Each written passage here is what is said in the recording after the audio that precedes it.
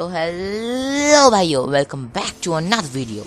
तो मैंने अपने चैनल पे अभी तक काफ़ी एनिमेस की वीडियो बनाई है, तो मैंने सोचा कि क्यों ना आपको बताया जाए कि मुझे एनिमे से इतना प्यार क्यों है।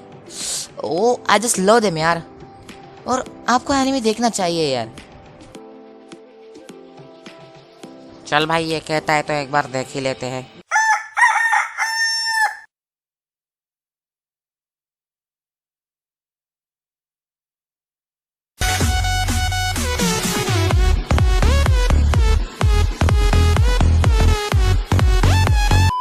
अरे भाई, पर हम एनिमे देखे ही क्यों? भाई हम एनिमे क्यों देखे? Oh nice question. So this video is for you, why you should watch enemies.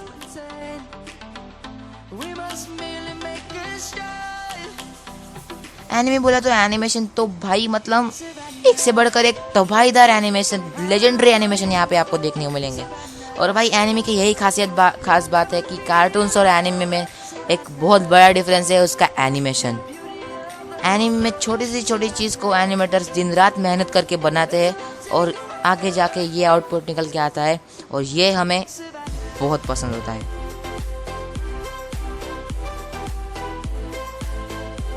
मैं चाहे एनिमे के साउंड ट्रैक्स की बात करूं, या फिर ओएसटी की, या फिर बैकग्राउंड म्यूजिक की, या फिर ओपनिंग की, या फिर एंडिंग की भी, तो भाई everything was just perfect and awesome. भाई मतलब उसके साउंड ट्रैक्स अगर आप सुनोगे तो भाई ऐसा लगता है कि तो आपको बहुत पसंद आएंगे और आप उसे बार बार सुनने की कोशिश करोगे। So that's nice.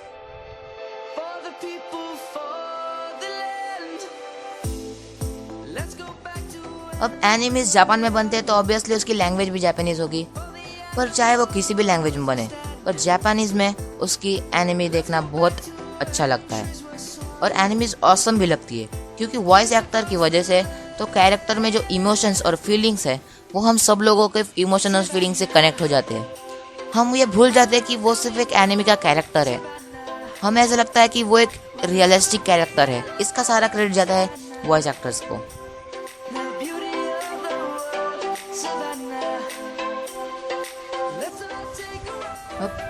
अब आप एक एनिमे देख रहे हो तो आपको कुछ ना कुछ तो सीखने को जरूर मिलता है। फॉर एग्जाम्पल नारुतो एनिमे में एक नारुतो नाम का बच्चा रहता है जिसमें नाइनटेल फॉक्स कैप्चर हुआ होता है, पर फिर भी उसे एक होकागे बनना होता है और वो मेहनत करके आखिर में होकागे बन ही जाता है। अब ये जो बात है वो 19s के बच्चे को पता होगी, क्योंकि नारुतो अब टीवी पे पहले दिखाया जाता था और अब नहीं दिखाया जाता। और आज के जनरेशन के बच्चे के लिए इसीलिए डोरेमोन, पोकेमोन जैसे एनिमे बनाए हैं, तो उससे भी हमें काफ़ी कुछ सीखने को मिलता है।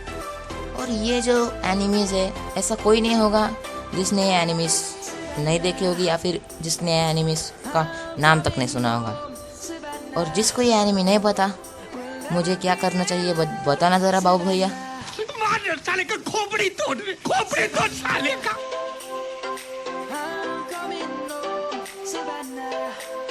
अब कई लोग बोलेंगे except Pokemon and anime fans कि भाई पोकेमोन तो एक इमेजिनरी वर्ल्ड है, उससे हमें क्या सीखने को मिलेगा।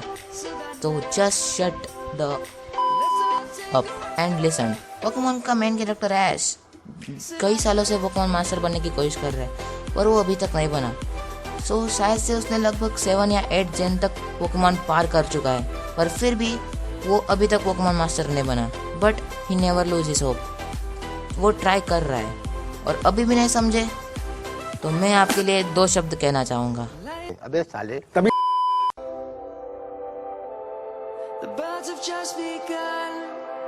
ग्रेव ऑफ द फायरफ्लाई में हमें यह सीखने को मिला कि लाइफ में फूड की इम्पोर्टेंस क्या होती है, और नारुतो में हमें यह सीखने को मिला कि पेरेंट्स की लाइफ में इम्पोर्टेंस क्या होती है। और ऐसे ही अदर एनिमेज है जिससे हमें बहुत कुछ सीखने को मिलता है, या फिर आप कह सकते हो सारे एनिमेज, ऑलमोस्ट ऑल एनिमेज से हमें कुछ ना कुछ तो सीखने को ज़रूर मिलता है। अब एनिमेज में सभी कैरेक्टर्स पे फोकस किया जाता है, और जो मेन कैरेक्टर को छोड़ के भी हमें सभी कैरेक्टर्स को दिखाया जाता है। उसका पास्ट होता है, उसका प्रेजेंट होता है, उसका फ्यूचर भी होता है।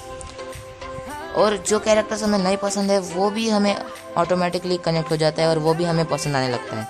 और जो कैरेक्टर्स को कम स्क्रीन टाइम मिलता है उससे भी हम ऑटोमेटिकली कनेक्ट हो जाते हैं और हम ऐसा विश करते हैं कि उसको ज़्यादा स्क्रीन टाइम मिले। ऐसे ही अदर्स कैरेक्टर्स भी होते हैं। ओके, तो मेरी यही रिक्वेस्ट है कि आप एक बार, बस एक बार एनिमे देखो और बाद में मुझे कमेंट करना कि आपको एनिमे पसंद आया कि नहीं आया।